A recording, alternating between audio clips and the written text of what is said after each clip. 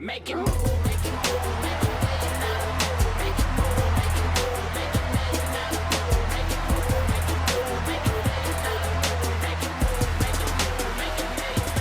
it move. What is up? GoodMicWork back at you, recording this extremely late on Monday night. I really hope I can get this commentary edited and uploaded before the fucking sun comes up. But we have a lot to get into tonight. Lots of ground to cover here. We got Fastlane coming up in just a couple of days. Of course, it's also WrestleMania season. We had a very good Go Home Raw tonight to lead into the pay-per-view, and there's a whole bunch of big wrestling news going on behind the scenes as well that I want to get into. Just as a reminder, for those of you who might be new, please subscribe to my channel. If you like what you hear, give that like button a click. I also have a website, GoodMicWorkCommentaries.com. Follow me on Twitter and like me on Facebook. I'm all over the place. You can also listen to me on iTunes and Stitcher Radio. Now, as far as tonight goes, I want to actually start with some of that wrestling news that I talked about. And the big story this week is the suspension of Titus O'Neil from the WWE for 60 days. This has almost become, and I'm so happy that it has, a PR nightmare for the WWE. What the fuck is going on with this company? You know, when I first heard the story, I refrained to comment on it because I was thinking, you know what? You never know. There might be a little bit more to this story because the story sounded so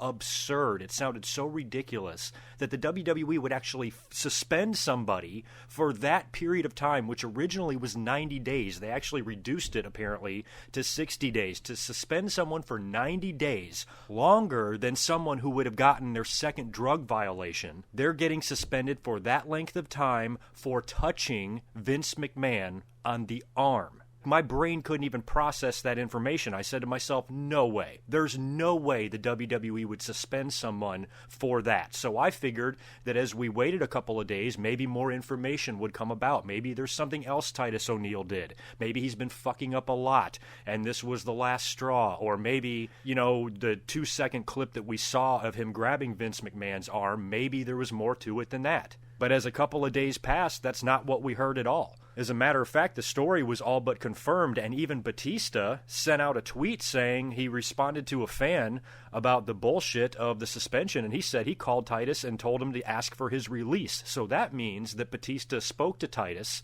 and Titus confirmed that he actually was suspended for something as minor as this. So with everything being all but confirmed that indeed Titus O'Neil was suspended from the WWE for 90 days for touching Vince McMahon in a playful or joking manner at the end of Daniel Bryan's retirement ceremony is so fucking crazy that it makes me want to cancel my WWE network. Yes, you heard me correctly. To me, I'm not the kind of guy who's going to cancel their WWE network or quit watching the product because my guy didn't win. I'm the type of guy that will cancel the WWE network because of shit like this. I am appalled by this suspension completely because it shows such a gigantic double standard in the WWE. Now, a lot of people wanted to scream out racism. I don't think so at all. You guys know my feelings on, you know, racism and things like that. I'm very sensitive to it. I don't appreciate it, and it's one of my biggest hatreds in life to see anybody exhibiting racism or showing prejudice to anybody based on, you know, color of their skin or whatever. But in this instance, I don't think this is about race at all. I think this is more about your spot on the card. Now, Titus O'Neil just happens to be black, but I don't think that's why he was suspended. I think this is more of a double standard in the sense that main event guys do not have to follow the same rules that other guys do. Do you think for a second if John Cena was there and he touched Vince McMahon's arm in the same way, do you think he would be suspended for 90 days? Hell no. He would probably get a raise. And this is the type of shit in the WWE when there's no union that these rules are just so fucking wishy-washy. They might have a handbook of all these do's and don'ts, but the punishment is going to depend on how valuable you are to the company. It should not be like that. In all the major sports, basketball, baseball, football, or whatever, for the most part, it's punishable no matter who you are. Generally, I know there's some favoritism from time to time, and they're all not squeaky clean either, but it's definitely a lot more consistent than this. I think that suspension is so unbelievably crazy because of the sheer length of time that we're talking about. Wouldn't a come to Jesus meeting. Maybe Vince calls Titus in his office and says, look, don't ever fucking do that again. You guys got to stop goofing around so goddamn much and start taking this shit seriously. You're professionals. I didn't appreciate what you did. And you know what? I'm going to fine you $5,000 and you're going to job for the next 3 weeks on TV. And please do not ever do that again. Now get the hell out of my office. To me, that would have even been a pretty strict punishment, but at least would have been understandable. To me, that's all it was. Does Titus O'Neil come off to you as the type of guy that is a disrespectful piece of shit? Hell no. He's one of the most decent human beings that are walking around planet Earth right now. He is unbelievably kind and generous and good-hearted and good-spirited, and everybody has nothing but great things to say about this man. He's a great family man. He just has a ton of respect, and he does so much charity work for the WWE, right up there with John Cena. And with WrestleMania coming around, and that giant access show that they do every year, where the fans, can do all this shit, who do you think the one guy that they would probably utilize the most in a situation like that is? Titus O'Neil. He'll be involved in every damn event possible during that thing because of how charitable he is and how much he, I guess, enjoys doing this or is willing to do it, one or the other. So you're going to suspend this guy that the fans could actually have a good time seeing? I mean, Titus is a guy that never seems to be in a bad mood or going through the motions and saying, oh, fuck, I got to meet these fucking kids again. He's really into it, and I think, young folks and young wrestling fans out there that get a chance to meet this guy come away enjoying the experience, and you're going to rob everybody of that because Vince McMahon is in a mood? What the fuck is this guy's problem? I usually even try to defend Vince. I think that fans are taking his out-of-touchness a little bit too far. Yes, Vince McMahon, probably needs to start winding down soon, but I don't think he's to the point where he's carrying around a pocket full of Werther's Original candies. He's not that old, but his style of booking and what Vince McMahon wants is clear to all of us WWE fans, and sometimes his attitude and his mood, the fact that he could have just been pissed off and he wanted to send a message. That's what the online reports are saying, that Vince wanted to send a message to the rest of the talent roster saying, stop goofing around, when they don't realize what this is going to wind up doing is just frightening even more of these guys to where they're scared to ever, act out or show some passion or show some, personality. And they're sure as shit not going to want to do that on TV if they can't even do it in real life. Something like this will literally stunt the growth of your talent roster and their ability to evolve as characters. It's ridiculous. I'm so infuriated at the WWE for this ridiculous punishment on Titus O'Neil. He was getting a lot of love on Twitter, too, and he didn't even stop. He didn't go hide and everything. He went right on with his life, posting pictures of his son. I even tweeted him that, I wish you were my dad, because the picture of him and his son was so pleasant looking. It's like he's not letting any of this shit get him down. And I tweeted him something nice, and he was nice enough to follow me, which was cool. I think he follows a lot of people, but, just really cool for him to take the time, even on Twitter, to thank all of his fans for all the support they're showing him. So, I let him know that I thought it was horseshit what the WWE did, and I just think a stern talking to, or maybe a slight fine, or maybe a burial on television or something like that as a punishment would have made much more sense than a flat-out suspension. And, Titus is going to come back to a pretty enormous fan response here. I wouldn't mind it. I wouldn't be upset at all if Titus said, you know what, I do want to be released, and I just want to get the hell out of this company. I'll go work for a company that appreciates me. I'd respect him, forever if he decided to do that. But if he sticks around and when he does return, he's going to get a pretty big pop. And I really hope the fans stay on the WWE for this. Remember when Emma got fired for stealing the iPad or whatever? It was one of those situations where, yes, it was very stupid, and it was a very dumb mistake for somebody as young as her, but, to terminate her whole career and her dream over that, offer her a second chance, give her some sort of a different punishment, and they did. They brought her back. She hasn't really been on TV much as it is. She's almost had to reinvent herself a little bit in NXT, but they at least kept her around, and I think the fans had a lot to do with that. So, hopefully WWE can at least maybe after all this blows over, maybe quietly bring back Titus O'Neil. Maybe he can still make WrestleMania and do all the shows, the access shows that they do. So it's a really fucked up situation, to say the least, and I'm very disappointed in the WWE, and I am 1,000,000% behind Titus O'Neil. Unless something comes out, and, this turned out to be deserved. I doubt it. But if something comes out like that, then maybe I'll have to change my opinion. But right now, this seems fucking ridiculous, and I'm pretty goddamn pissed off about it, to be honest with you. I've been saying for years on this commentary that I would not last a single day. I would not last a single 24-hour period being employed by the WWE in any form or fashion. When I was younger, if I decided to be a wrestler and I got myself on the roster, I'd be fired at day one, because the second somebody gave me shit for not shaking somebody else's hand is the day I would pull my dick out and stick it in their mouth. Fuck you, fuck all y'all, I quit. I couldn't handle it. It sounds like a horrible environment to be in. And I just feel bad that a lot of this talent, I feel like has to walk around on eggshells and be so careful what they do and say now, especially when guys are getting suspended, for seemingly nothing. So it's a sad state of affairs, and I just want to extend one gigantic middle finger to Vince McMahon and the WWE. Fuck you guys for what you did. Fuck you, fuck you, fuck you. It's a good thing I like wrestling, and it's a good thing I can't abandon you, because something like this just might make me do it one day. There was also a few other rumblings this week about John Cena. Now, I'm going to get into Raw here in just a second, but John Cena has been training. He's back in the gym. He's recovering, it's seemingly in record time from this shoulder surgery that he had. WrestleMania is still a full month away, over a month away, and you got to wonder, could John Cena possibly work the show? And, I thought about this before, if WWE was ever going to work the audience, I took exception last week to some of the fans thinking the Daniel Bryan retirement was a work, because I was like, look at what's going on here. This is a serious real-life injury. They're not going to, that's career-threatening and possibly even life-threatening if it continues. They're not going to make a storyline out of that. It's too sensitive. But the John Cena situation is just shoulder surgery. WWE could have just padded his recovery time and said, hey, let's tell all the fans he's going to be out 6 to 9 months. They're going to think he's going to miss Mania.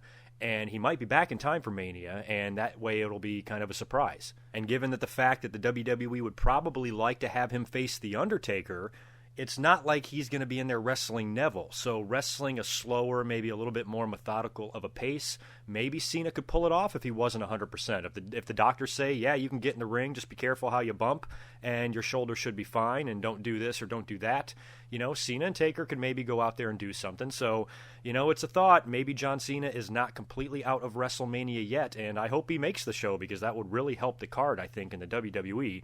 They fucking need it. But I'm going to get into another John Cena and Undertaker idea in just a little bit, because of something we heard about on Monday Night Raw. So we had a pretty solid show tonight, I have to say. I was not home to watch Raw live for the second week in a row, really bummed. However, now that it's WrestleMania season, I'm going to make arrangements to be here for every Monday Night Raw live from now until WrestleMania, because I want this to be a really big month here on the GoodMicWork channel, and I'm just a few weeks away from releasing the big WrestleMania Memories commentary. It's probably my best work yet. I am really excited to get this thing uploaded. It is long, long, long, and it'll probably most definitely be the final extremely long project that I ever do. I even considered breaking it up into 3 separate videos, like the first 10, the second 10, and the third 10 WrestleManias, but I was like, nope, I want all of my thoughts in one place where it can be found, your one-stop shop for everything WrestleMania, and it's been a lot of fun putting it together, and it's been dredging up all these memories, and I really think you guys are going to like it. So I'm shooting for March 1st, give or take a couple of days. Who knows? It might take me a couple of days longer, but I plan to have it up, at least a full month before the WrestleMania 32 show. But I was able to catch a replay of Monday Night Raw, skimmed through a lot of the show, but still paid attention to the major parts as well. And I got to say, I agree with everybody that said it was solid. I was eyeballing Twitter when I was at work, which is where I was tonight, and I was kind of liking what I was reading. A lot of fans were speaking highly of the show and a lot of things that we saw. Now, the show opens with Dean Ambrose coming out and cutting a promo. Now, Ambrose has gotten pretty over in the last couple of weeks, and he's a big wild card in this big world title situation, and Stephanie McMahon then interrupts his promo, and she books him in a fatal 5-way match for the Intercontinental title that's going to take place immediately. She says that Roman Reigns, who's kind of been saving Dean Ambrose's ass in recent weeks, she says if he interferes in this match in any way, he'll lose his title opportunity or his match at Fastlane. And they're teasing it. You can smell it here. Reigns and Ambrose, something's got to happen. And I'm going to talk a little bit more about Fastlane and WrestleMania here in just a minute. But, I'm getting a little bit more optimistic after what we saw tonight. And the Intercontinental title match, of course, takes place right away. Now, the 5 participants in this thing is, of course, Dean Ambrose defending the title, Kevin Owens, Tyler Breeze, Dolph Ziggler, and Stardust. And lo and behold, much to my delight, Kevin Owens regains the Intercontinental title. Does it by beating Tyler Breeze, actually, because the rules in this match, the champion doesn't have to be pinned. So, number 1, this puts the belt back on Kevin Owens, which I'm really happy about. And number 2, Dean loses it, but kind of saves face because he didn't even get pinned. And it almost makes me think that WWE just wants to get that Intercontinental title off of him because they need him to be in the main event storyline. So now that he's no longer the Intercontinental Champion, this really opens the door for him. And I've got a few ideas. I just think that maybe I have this suspicion that Dean Ambrose might not just be the fall guy that we think he's going to be. A lot of us see him in this match with Brock and Roman as the guy to take the pin. However, the way he's been on TV lately, the way he's been getting in Brock Lesnar's face, his mic work has been fantastic. He's been entertaining. The fans have been popping for him. I think WWE's recognizing that, and maybe they're ready to do something a little bit bigger with him. You got to think at WrestleMania or Fastlane or something, somebody has got to turn heel. Could Ambrose be the one to turn on Roman Reigns? You saw what happened later on in the show. Paul Heyman came out and cut a promo, called out Roman Reigns. The two of them have a discussion, and the promo ends in a handshake, which is another nice thing that they did, because even though we saw the Dudley Boys, who we all saw turned heel last week, and cut a promo this week on Monday Night Raw, they come out, during this segment to attack Roman Reigns after Paul Heyman leaves the ring, so Heyman could have something to do with this because the Dudleys used to be Paul Heyman guys, or Heyman could have nothing at all to do with it, and he actually has that mutual respect with Roman Reigns, and you have to wonder if maybe the two of them can form an alliance down the line. So you got to think, going into Fastlane or going into WrestleMania, if the WWE has half of a fucking brain, somebody goes heel, somebody does something. Ambrose can go heel, even Roman Reigns can go heel in the ultimate swerve if they would like that to happen. Paul Heyman said tonight on Monday Night Raw that Roman Reigns has to make a choice between his daughter and his family and making the money for them and supporting them, and his brother who stands in his way of main eventing WrestleMania for the WWE title, as does Brock Lesnar, basically saying you might have to beat down your brother to get what you want. But Paul Heyman should know that Roman Reigns is not above doing that because it already happened at the Survivor Series. That was the main event of the WWE title tournament, and those guys had no problem at all facing each other one-on-one for the big prize, and Roman Reigns ended up winning that match. And then in a spot that I really liked, when the Dudleys were beating down Roman Reigns, Ambrose came out and made the save, and then him and Roman are kind of hugging and high-fiving, and then he grabs Roman to put him in the dirty deeds, and then lets him go. And boy, did the fans pop hard. I think that was, number 1, a tease from the WWE, but also a test. They got to get a test pop. How rare is that? Dean Ambrose teased it. If he would have hit that, the building probably would have exploded, and they almost did. So the WWE knows that if they turn Ambrose heel, the crowd's probably going to pop for it. Now, what they have to try to avoid is to not make it too obvious or drag it on too long or do something to where when it actually happens, it falls flat. They got to do it carefully. They got to do it right. I think it would be funny if they trolled the fans.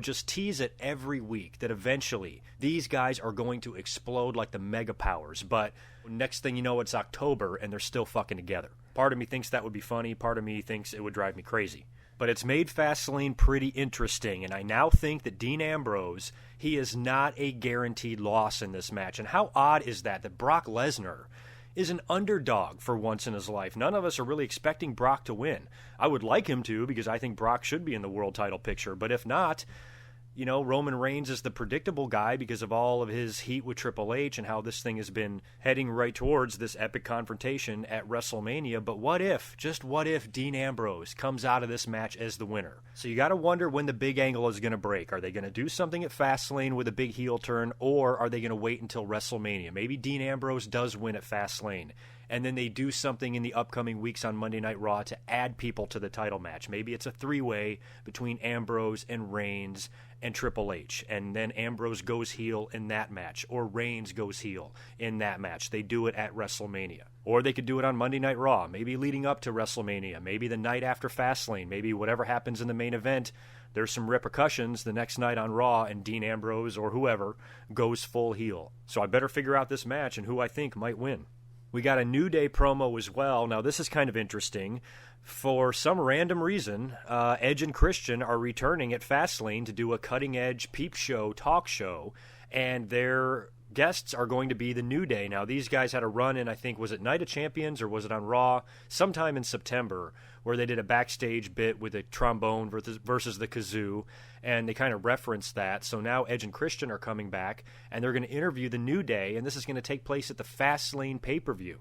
This, to me, seems like something that should be on Raw. So I'm just going to suspect something, and it's a very, very long, shot, and I know it's merely speculation. I'm probably 100% wrong. This could either be something or it could be nothing. This could just be a random throwaway entertaining segment between Edge and Christian and the New Day.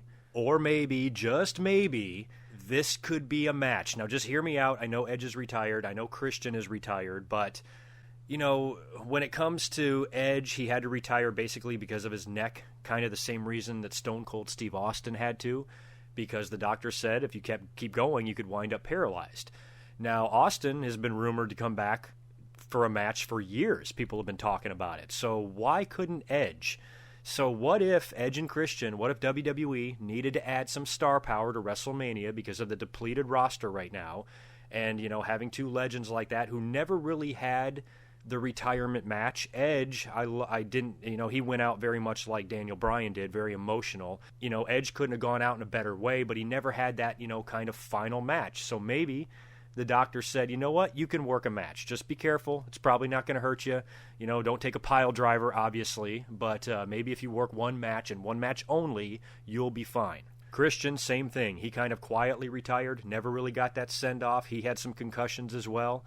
So, maybe if they can work a semi-protected match. I mean, we don't want this match to suck, don't get me wrong.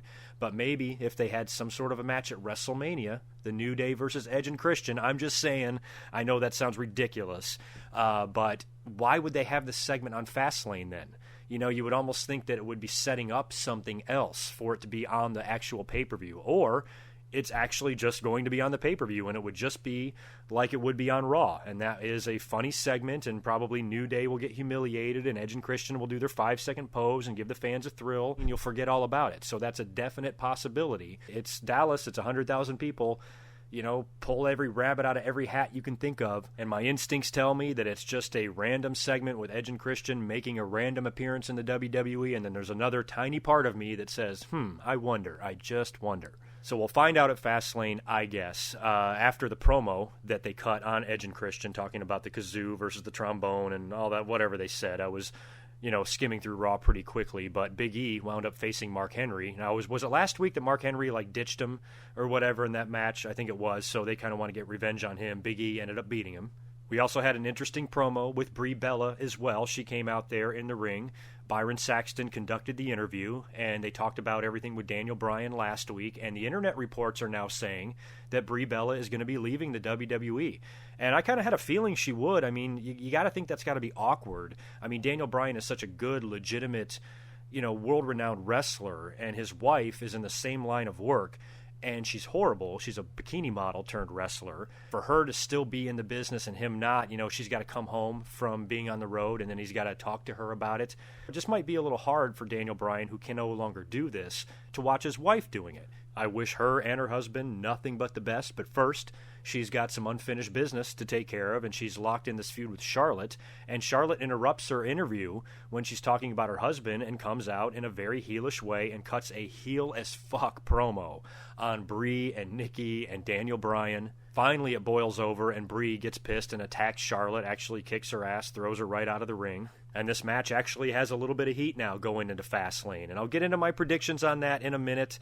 I don't know. I thought maybe with the Daniel Bryan stuff, and I mentioned last week that I might have to pick Brie Bella to maybe win the title for just special reasons and maybe drop it right away or something, but maybe I'll get a little bit more in detail on that when I talk about the Fastlane card. The Miz took on AJ Styles again. Now, they wrestled on SmackDown, I think, last week or the week before or whatever, and that's when AJ knocked a few of the Miz's veneers out. Chris Jericho was on commentary during this match talking about his kind of feud and rivalry with AJ Styles. Now, they had a match last week on SmackDown, and Jericho beat him, so Jericho got his victory back there. I like this feud. I think this is a good opening program for AJ Styles, to work with a pro like Jericho who's going to help him along, who respects him, who knows the WWE's way. I'm glad that the feud has continued a little further. I thought it was just going to be one match, maybe two, and that's it.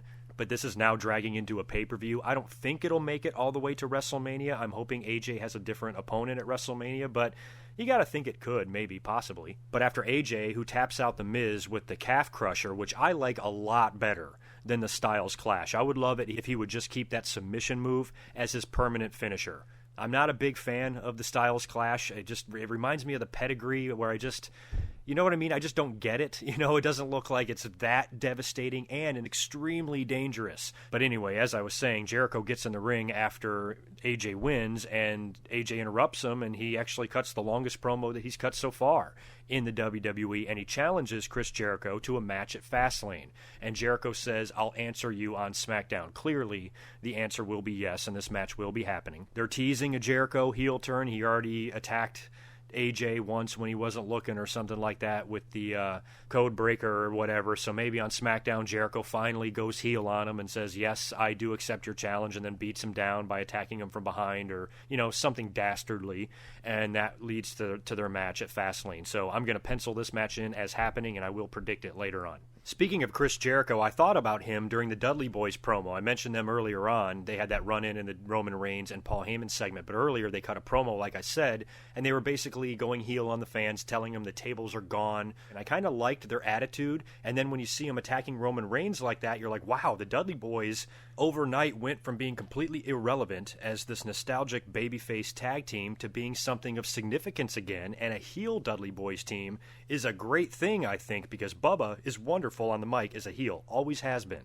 And I would love it if they would take a little higher role in the company now, and it looks like they might. And I thought about Jericho, because remember when Jericho went heel back in 07 or 08 or whenever it was, and he had that great feud with Shawn Michaels, and he started coming out and wearing the suit, and he cut his hair, and he was just a different character than that, you know, fun-loving jokester, rock and roll guy that was Y2J all those years ago, and he completely changed his character. I would love it if the Dudley Boys did that. They already said they're never going to bring out the tables again. But what if they took it a couple of steps further, like changed their ring attire or changed their music? Maybe they start coming out there wearing suits. Maybe they change their music to something a little slower or darker, and just had one more final epic run. So I hope this actually amounts to something, and the Dudleys aren't stale and washed up again within 8 weeks. I hope they actually do something and have a good run as heels. I'm looking forward to it, and I've got my fingers crossed. We had a couple of Divas matches tonight as well. One was Summer Rae versus Paige, and Summer won. What the what? The other one was Becky and Naomi. Becky made her tap out, and then Tamina came in, and the two of them started beating down Becky, and then Sasha comes out, not necessarily to make the save, but just to walk out there, and you're going to have a tag team match involving those four ladies at Fastlane, so that was the build to that, so whatever. In another ew, gross moment, you had Heath Slater taking on Zack Ryder. This match was perfect for anyone who wants to sit down with a nice, hot, warm, delicious plate of who gives a fuck. Six-man action involving the League of Nations, Del Rio, Rusev, and Sheamus taking on the Lucha Dragons and Neville. League of Nations won that match, and Kalisto and Del Rio are wrestling at Fastlane for the U.S. title as well, but get this, it's on the pre-show. Now, it's 2 out of 3 falls, which I think is exciting and should be a really good match. It belongs on the main card. What the fuck are they doing? And then another balls nuts segment between Goldust and R-Truth. R-Truth's out to dinner or something, and Goldust is the waiter, and he, pops the champagne bottle like he's blowing his load all over R-Truth's date. So pretty typical funny shit between these two whack jobs, and I guess I'm ready for him to debut as a tag team. The main event I couldn't believe. You had King Kong Bundy taking on Uncle Elmer. Oh, wait a minute, that was 30 years ago. You had Show versus Stro. Big Show taking on Braun Strowman in the main event. This has Vince McMahon written all over it, wouldn't you think? holy shit, what the hell's going on here? So all night long they're playing up and showing replays of the previous weeks where the Wyatts have destroyed the Big Show and Kane and Ryback. And Big Show is taking on Strowman one-on-one with the Wyatt family at ringside. So, of course, Ryback and Kane should be making appearances in this match at some point. This wasn't even a match. What did it go, 3 minutes? Finally, it was a disqualification, and the Wyatts just started beating down Big Show until Ryback came out. Once he's there, you got to think Kane's coming, right? So then Kane's music hits. The only thing different with Kane is he came through the ring, which that's always fun when he does that. But still extremely predictable. They run off the Wyatt family, and there's a stare down, so that's going to be another match, I'm sure, that we're going to get at Fastlane. I assume they will announce that on SmackDown. So I will have to say that it's pretty amazing that with a main event like that, Big Show versus Braun Strowman, a match that nobody wants to see, the show was still very good despite the fact we had that main event. So I give this Raw a solid B. Very good lead-in show to Fastlane, and at least has me asking enough questions now to where, like I said, I've been as optimistic as anyone about WrestleMania 32. I have not been freaking out. I've been letting everybody know that before I shit on this pay-per-view, I at least want to get through Fastlane and see what we're looking at before I just assume that WWE's going to fuck everything up. They are incredibly stupid at times, but I don't think they are that stupid that they are going to send 100,000 people home pissed off in Dallas. So I am not going to freak out just yet, and I'm pretty excited for this pay-per-view. I will predict it in a minute. I just got to talk about two other things first. Number one was the Big Show. Immediately after the match, he was on Stone Cold's podcast exclusively on the WWE Network, and I was like, holy shit, another thing for me to have to watch and talk about. Now, I have not watched the whole thing. I only watched the beginning. And the feedback on the podcast has been really good, and a lot of people are calling it the best one yet. Austin called out or shouted out Daniel Bryan, told him how much he respected him and wished him well in his retirement, also wished Bret Hart well in his battle with prostate cancer. Then when the Big Show gets there, Austin gives him one of his, signature beers, and Big Show opens it up and is drinking a fucking beer. But I loved it. I thought it was hilarious, and I'm really looking forward to listening and watching the rest of this podcast. I heard that he got really emotional when talking about his dad, too. So I think a lot of fans enjoyed it. So, Big Show, we all kind of poke fun at him and how we don't want to see him on TV and stuff, but he's had an incredible career. And the stories that he has, I could probably listen to him tell all day. That man has seen a lot, and he's a pretty significant figure, given his size and, what he's meant to wrestling. So whether or not we agree with him being booked and how he's been booked in recent years or in many years doesn't take away from the fact that he's had a brilliant career. And the final thing I want to mention is this other announcement that we got on Monday Night Raw about this Vincent J. McMahon Legacy Award or whatever the hell. Now, I don't know what to make of this. I'm not sure. Now, they said they're going to announce the recipient of this award next week on Raw. Now, does this mean he's receiving the award next week on Raw, or is he going to be the guy to receive it at the Hall of Fame? Is this like that Warrior Award that they gave to that kid Connor? Is it going to be that type of thing where they're going to do it at the Hall of Fame? And who's it going to be? So I don't know what to think of this. They're making it sound like a very prestigious award. I'm hoping it's not going to be some sort of a troll or a letdown, or WWE uses this as a way to, really disappoint the fans, and it's really nothing big at all. But it sounds like they're giving it to somebody who's more deserving than anybody else, and it's a legacy award, so you have to think if it's a wrestler, who could that be? And I was thinking maybe it could be somebody like Daniel Bryan, something else nice to do for him or give to him, given his retirement and how emotional it was, and give him another moment to kind of shine and bask in the glory by giving him this legacy award and being so courageous or whatever the fuck, I don't know. Maybe it could go to Bret Hart, because I think it's called the Legacy of Excellence Award. So what better guy to give it to than the excellence of execution, and with his battle with prostate cancer being so widely talked about in WWE and the media, WWE could maybe give him that award just to honor his great career in professional wrestling and also draw awareness to prostate cancer and shit like that. So maybe it could be Bret, or maybe it could be The Undertaker. So it just depends on how and when this trophy is going to be presented. Now, if they announce this and I didn't hear it, you guys let me know. But to me, I wasn't fully understanding. They were just saying they were going to announce the recipient of the award next week on Raw. So don't know if he's getting it on Raw, if he's getting it at a later date. But whatever they do, maybe it can be something that's kind of a big deal. Now, what if they gave it to The Undertaker and it was like a ceremony on Raw? And they brought The Undertaker out to present him with this legacy award, and then John Cena's music hit. And what if, just what if, because somebody did mention to me, I think on Twitter or Facebook or somewhere, that there's rumors again that John Cena might turn heel, which I don't know when there's ever not rumors of John Cena turning heel, but pretty much all of us have given up hope on that. But if they wanted to do it, this could be another time. Maybe John Cena could come out seemingly to congratulate The Undertaker on winning this, prestigious award, and then, when he's celebrating with him, lift him up and give him the AA and get on the mic and say, if anybody deserves a Legacy of Excellence award, it's me. I've done more for this company than you have, and if you want to challenge me for the greatest legacy ever in the WWE, why don't we face off at WrestleMania? And then you got a heel John Cena going into WrestleMania to face a babyface Undertaker. That could definitely add a little bit of spice to the show. Will WWE do it? Of course not, but it might be fun. And plus, I'm only speculating on what the hell this award even is. So I could be completely wrong about how they present it and what it actually means. So I don't know who it's going to. I guess it could be anybody. Let me know what you think. I'm dying to know what the word on the street is, or on behind the scenes or on the internet about what this award actually means and what it's going to be for and who it's going to. So if anybody knows, hook me up in the comments section. Moving on now to Fastlane predictions. I should just do this in a separate video, but fuck it. Let's just do it right here. There's probably going to be maybe one more match announced between now and then. I only have 6 matches penciled in, plus a pre-show match, plus the Peep Show. Now, the pre-show match will start right there. Kalisto versus Del Rio, 2 out of 3 falls. I don't know. My heart wants to tell me they're going to put the belt back on Del Rio. But for once, I'm going to predict what I want. And sometimes I don't always predict what I want. I usually try to predict what I think will happen. But I'm going to predict Kalisto because I want it to be Kalisto.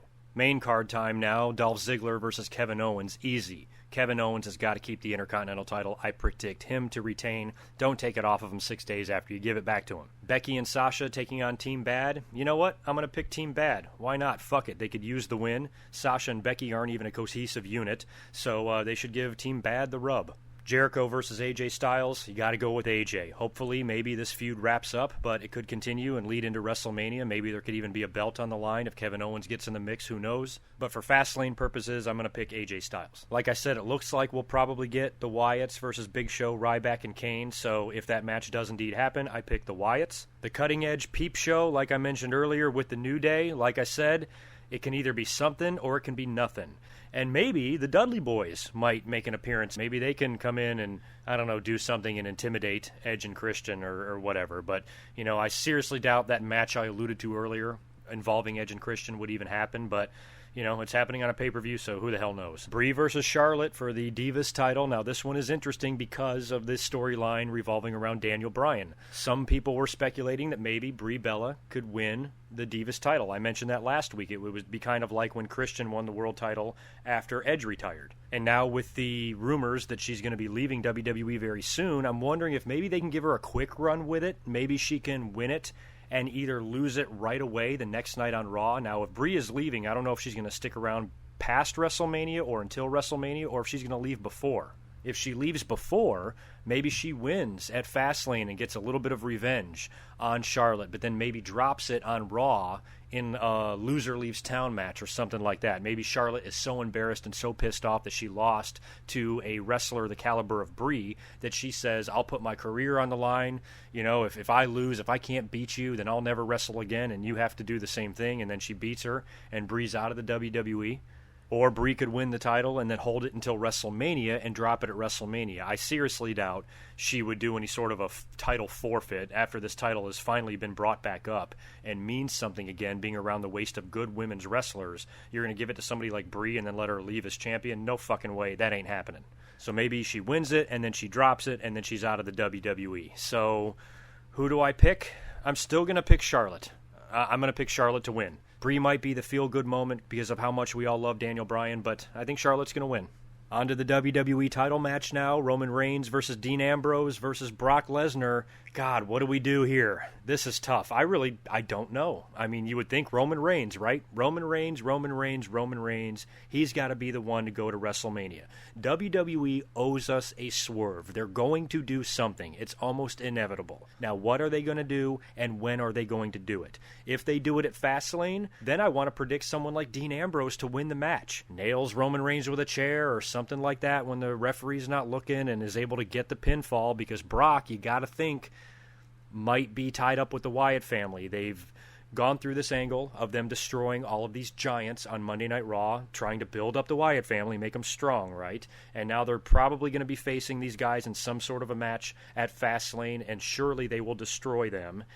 And then you got to think you might see him again in the main event, and Bray Wyatt does something to cost Brock Lesnar the match. They still have unfinished business, and that leads to Brock Lesnar versus Bray Wyatt at WrestleMania. So for the first time in his life, Brock Lesnar is actually an underdog, and none of us are really expecting him to win. The predictable winner would be Roman Reigns, of course, but the wild card is now Dean Ambrose. Intercontinental title is no longer an issue, and he's free to do whatever he wants with the world title. So maybe, just maybe, they throw a big wrench in all these plans and have Dean Ambrose win at Fastlane. So who am I going to predict? Oh, as much as it pains me to do it, I'm going to pick Roman Reigns. I think Roman Reigns will win the Fastlane match, and then things will happen either leading up to WrestleMania or at WrestleMania. Maybe we get the big Dean heel turn at Mania and Triple H retains. Maybe people are in the corner of Roman Reigns and Triple H. Maybe there's a guest referee. There's a lot of stuff they can still do if it does, in fact, wind up being Roman Reigns and Triple H. And given the length of this storyline and how long it's been going on between the Authority and Reigns, the match seems like it's got to happen. And hopefully they'll add some components there. And, maybe Ambrose can get involved in this thing too. I mean, the Authority doesn't like him any better, so maybe it's a three-way at WrestleMania as well. I don't know if you'd have a three-way at Fastlane and then another one at WrestleMania back-to-back for the WWE title, so I don't know if a three-way would work, but it is an option for them. But still, I'm going to reluctantly pick Roman Reigns, but still not be completely convinced that this WrestleMania is automatically going to suck if it does wind up being Triple H versus Roman Reigns. I'm hoping that Dean Ambrose comes out of this match as the victor. I think that would be so much fun. If he was able to score a victory here and shock the hell out of everybody and beat both of these guys, that would make for great TV. So that's what I'm rooting for to happen. But I want to predict what I think is going to happen, and I think it's going to be Roman Reigns. So let me know what you think about Fastlane. You can join me on Twitter this Sunday. I will be home watching the pay-per-view live, and I'll be tweeting my thoughts throughout the show, and I'll be up immediately following the show, or relatively immediately following the show, probably a few hours after, with my results and reaction video. So you guys have a great rest of your week. I will catch you on Sunday. Until next time, peace.